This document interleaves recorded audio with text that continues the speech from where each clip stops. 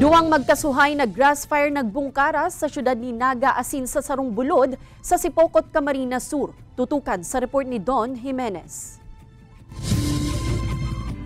Nagkausa ng inkonvenyensya sa mga motorista nagbungkaras na grass fire sa barangay San Felipe, Naga City kan Sabado, Mayo 11.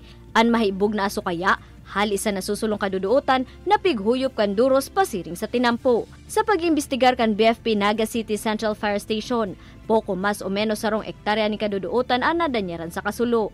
Completely, duot lang siya, alagad may igwa kitang mga pigantabayanan na hayop aron kang damulag since harani siya sa area and lucky na harani siya sa creek kaya medyo na-delay ang pagbalyo kang kalayo.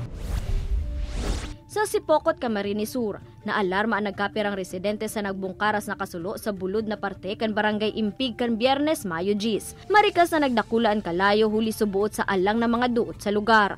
Tulos man na naapula kan BFP Sipocot ang nagbungkaras na kasulo mantang inaaram pa ang pinagpunan kaini. Mientras tanto, padagos ang pagirumdum kan mga otoridad na ibitaran ang pagluon o pag-aponin upusing sigarilyo sa duot, ninhuli ta marikas ining nagkakausa ning kasulo, huli sa pagiging alang kan duot ngunyan, darakan mainit na panahon. Ini si Don Jimenez, Balitang Bicolandia.